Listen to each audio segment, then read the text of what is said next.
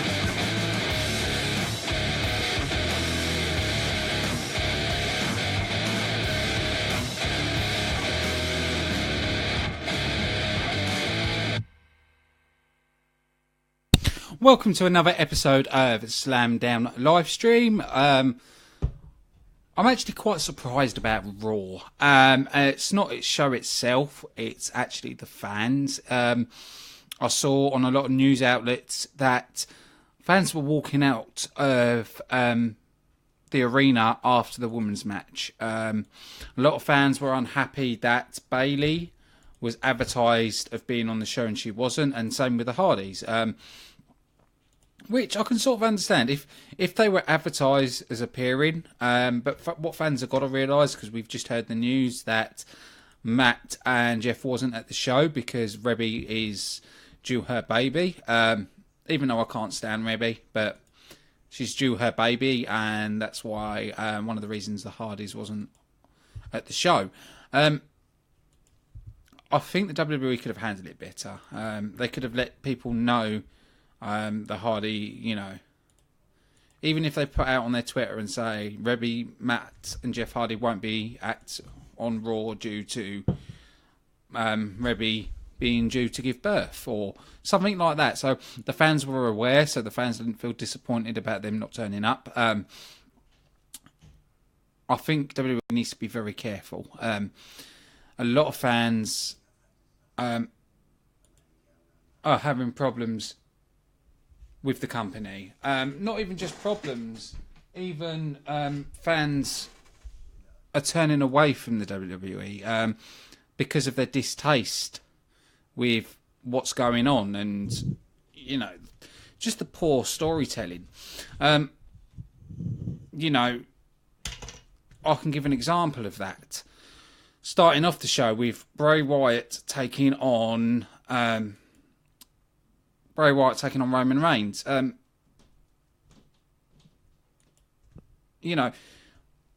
Bray Wyatt was getting such a push. When he was at SmackDown, he was one of the top people. Yes, the stuff with Randy Orton got silly. But, he's the cult figure. And to me, they made him look weak on Raw. It was like they were pushing him down. I didn't like that. Roman Reigns is not over with the fans. You can't push him as your top dog.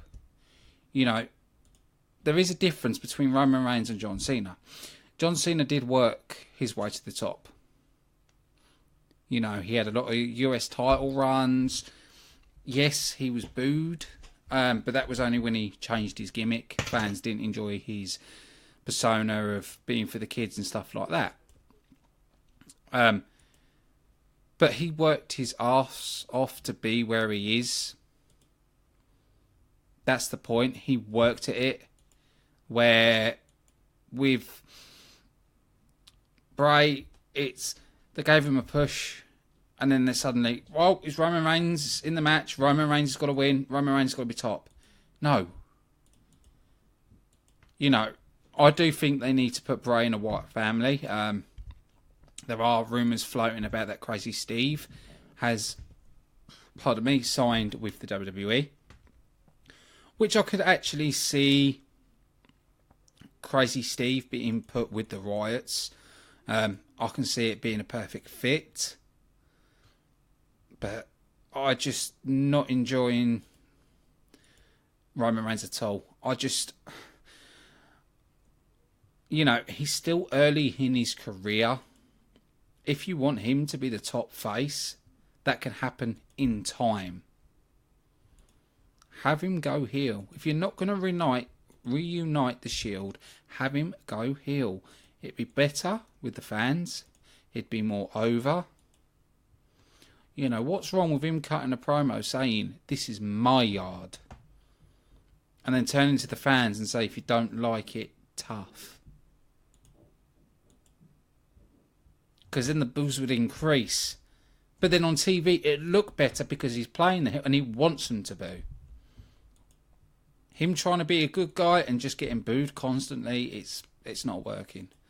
I do find that the fans that turned their backs when Roman Reigns was in the ring, you're not going to make a difference. You're just going to look like an idiot. You know, it's... You know, bad publicity is what the WWE don't want. So fans walk out and stuff like that. You know, there's more chance of the WWE actually doing something about it. The one thing that does annoy me is the way they control signage. I was watching an old episode and the amount of signs was amazing. You know, everybody had a sign... But now it seems like they limit the audience. You know, you're going to their event to enjoy watching the products, but you're being told, nope, you can't wear this, you can't wear that. They're controlling the audience, which I don't agree with. It's one thing I really don't. But for me, they started off Raw really poor with the having Roman Reigns go over on Bray Wyatt. I'd have prefer Bray Wyatt win over and then laughing at Roman Reigns.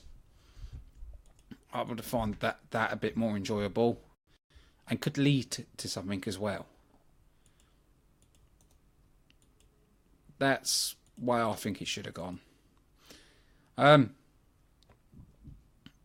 Dean Ambrose attacking Elias Samson.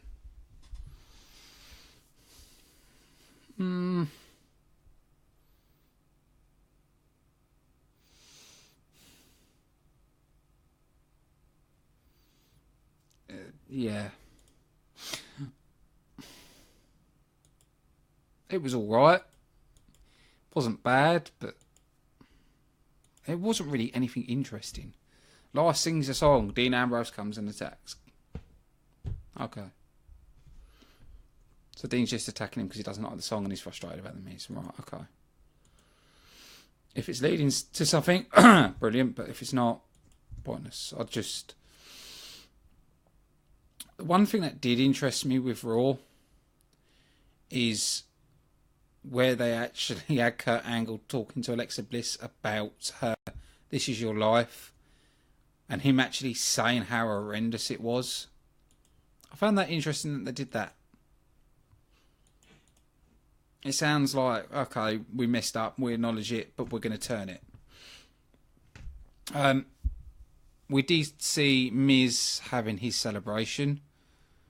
But we'll cover that later in the show about the Miz's celebration. We saw Samoa Joe in the ring, and I'm actually going to say I was impressed with Samoa Joe. His in-ring promo was brilliant. Cannot fault his promo. And it's the Joe I like. They're playing Samoa Joe the right way. They're playing him as the destroyer. And if people set their minds back when Joe was originally in TNA to start off with, that is the persona he played. And I think the WWE to capitalise on that and to continue with that persona is brilliant business. You know, it's what the fans enjoy. The fans are into it. To me, the best part of Raw is Samoa Joe. I'm excited for Great Balls of Fire for the only reason I'm looking forward to Samoa Joe taking on Brock Lesnar. The only thing that I want to happen, and I'm really hoping it does, is I want the WWE to make the match submission match. Just think of it. I agree with Eric Bischoff, and that is very rare that you'll hear me say that I agree with Eric Bischoff. But when he said on Table of Three, Brock Lesnar, Samoa Joe, submission match, agree with it. You know, to me, that could headline WrestleMania. Because to put Joe over Brock, it would be believable. You know, especially with the way Joe performs in the ring with Brock, and the way he could perform with Brock would make an amazing match. I'd be happy for Joe to go over and then down the line do Samoa Joe taking on Finn Balor. You know, it'll give us those high quality matches. I just want Roman Reigns to stay away from that division at the moment. I feel he needs to stay away from that. It needs to be, for the Universal title, needs to be people like Finn Balor, Samoa Joe, Seth Rollins. And I want to even throw one out there, Apollo Crews. And I know some of you are going to think, yeah, whatever. But no, think about it. His moveset and ability matches the new generation. You know, the hybrid generation of wrestlers. Roman Reigns, to me, is old school. Old school, hard-hitting brawler. And to me, he doesn't quite fit. That is my honest opinion. You know, don't forget to comment if you disagree with me, you know. This show is about the fans as well. So, you know. But I'm just hoping they don't do stupid stuff with Roman Reigns. You know. I quite enjoyed also Samoa Joe putting Paul Heyman in the Cobra Clutch. Loved it. Absolutely loved it.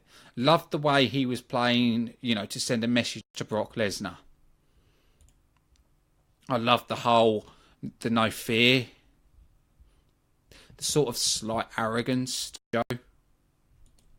It was, to me, that was the highlight of Raw. And to know Brock's going to be there next week, brilliant. We saw Raw Tag Team Champions Cesaro and Sheamus taking on Heath Slater and Rhino. It was basically a squash match. I think Heath Slater and Rhino would have probably been better staying at SmackDown. They would have had more of a push. Now, to me, it feels like Raw is just using them as jobbers. What Raw does greatly is people like that make alright jobbers. You know, Heath Slater is actually over with the fans. I can't believe I'm saying that. He's over with the fans. You know, the whole I've got to feed my kids stuff. Fans are loving that. And they should keep with that. I would rather see an upset. I'd rather see Heath Slater and Rhino beat Cesaro and Sheamus. And Cesaro and Sheamus going being like, what the hell? What's just happened? Because it'll give us shock factor. Everything with Raw at the minute is very predictable. You can see where they're going. But to me, Raw shows glimmers. It shows certain points, shows brilliance, and then they do the stupid stuff and it's like, oh. It could have been an amazing episode of Raw, but no, they turned it into a sucky one. And that's one thing they do brilliantly. They turned something that could be brilliant into garbage. But yeah. But we know the Hardys weren't there because of Rebby getting ready to give birth. After that, we saw TJP, which I'm not really liking him calling him TJP. I prefer the TJ Perkins, to be honest. But it seems like they're shuffling around to try and do something for him. It feels like, again, mismanaged. Like they do with a lot of the people on the roster. One thing I will say is I'm surprised Kalisto is not in the Cruiserweight division. He belongs in the Cruiserweight division. His ability in the ring is phenomenal. I think he would bring a lot to the Cruiserweights. Because at the moment, the Cruiserweights are not great. Let's be honest. Sometimes it is, and most of the times it's just like meh. I think they missed a step not giving Austin Aries the title. I think that is a big mistake. You know, I know people don't like it when I compare back to TNA, but it's the only thing I've got to compare to. You know, if you think about Austin Aries when he was back in Impact Wrestling, you know, the sliminess, the trickery he plays, the arrogance, the cockiness. That's how I like Austin Aries. That is, you know, using him that way is brilliant. But you can still make him a good guy, but give him that cocky edge. You know, when he's on the mic, he is brilliant. He's one of these wrestlers that's a good performer, but also good on the mic. They need to go back to that with him. But yeah, it was basically a squash match with TJP taking on Mustafa Ali. That's all that really was. See, I don't want to say that I'm enjoying Titus O'Neil and Apollo Crews. I know Apollo Crews is one of these that's not great on the mic. And he just plays just a normal good guy. I have said he could be one of the main guys, but he needs the right persona. His ability in the ring is fantastic. Even when he was on the independents, he was a brilliant talent. It's one thing I've always said about Apollo Crews. He is a brilliant talent, but he needs to be used correctly.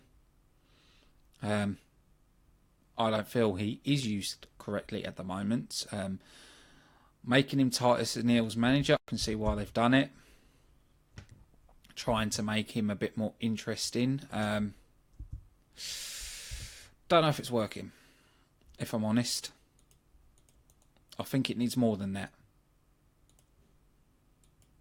I really do. He's got potential, a hell of a lot of potential.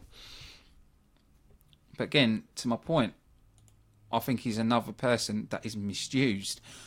But the whole stick with Titus O'Neil and Apollo Crews was quite funny. Kalisto got the win by holding Titus O'Neil's tights, like what Titus did to Kalisto. But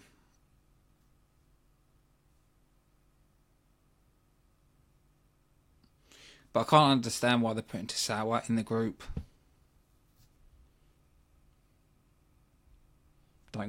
We'll just have to wait and see, but I don't really get it.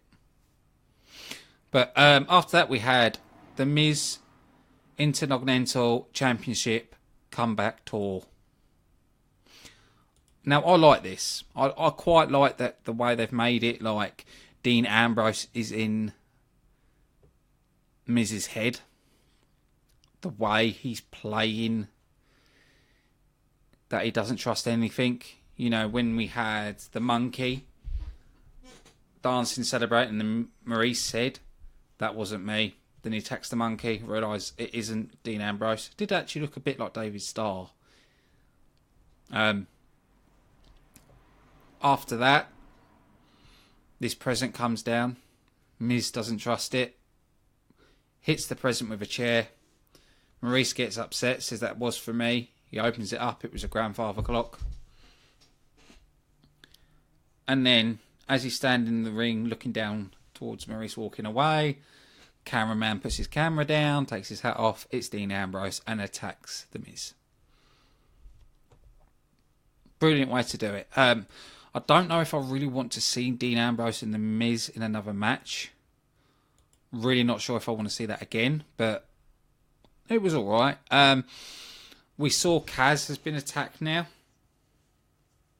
So now they're trying to pull us away from thinking it's Kaz. But we saw Enzo Amore manage to find a tag team partner and teaming with the Big Show. Now, when Big Show tried to put on an Italian accent and joined in the fun, was brilliant. I really liked it. I like the way the comedy with Big Show. And when the Big Show actually said SAWAFT and did all that, was brilliant. But after the match, Big Show and Enzo Amore defeated Luke Gallows and Carl Anderson, which I've still said I think Luke Gallows and Carl Anderson should be on SmackDown teaming with AJ Styles, but it's a different story for a different day.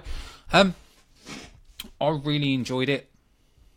Really enjoyed the way Big Show's been, and then when we got backstage, Big Kaz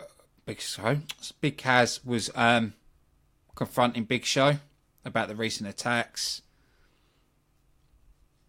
Where Big Show said, "I'm a giant, you'd hear me coming." We did see a promo from Goldust in the director's chair. Goldust hasn't been a heel character for donkey's years. It seems like they're giving Goldust a bit of a push, and they're changing R-Truth as well. R-Truth saying you can't handle the truth. As long as R-Truth doesn't go stupid and he plays a serious character, it could work off quite well. After that, we saw Nia Jax taking on Alexa Bliss. Now, this was the point where a lot of fans started walking out. Because of Mickie James and Danielle Brooke hitting Alexa Bliss, it was disqualifications. And I think a lot of fans were fed up. I got fed up.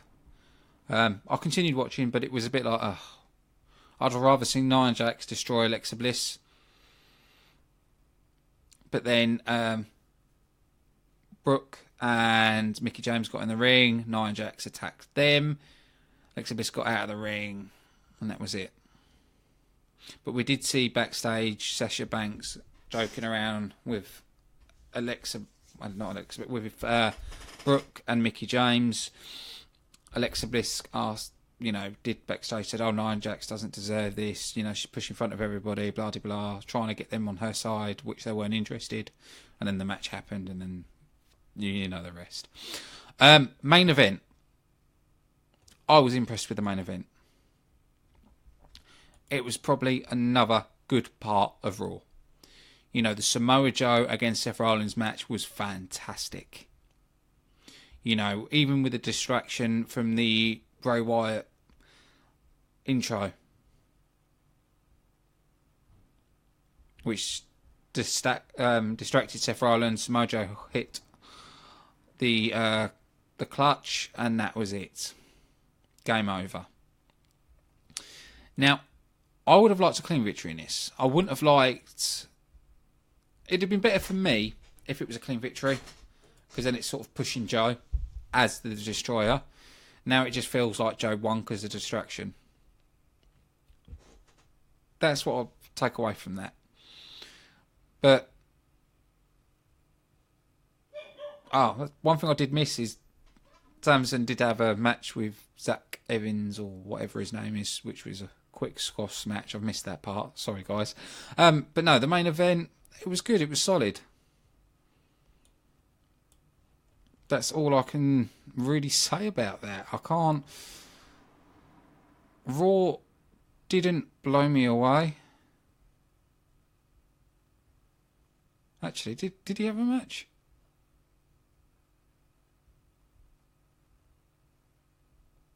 No, he didn't have a match. Sorry, no, he was just attacked.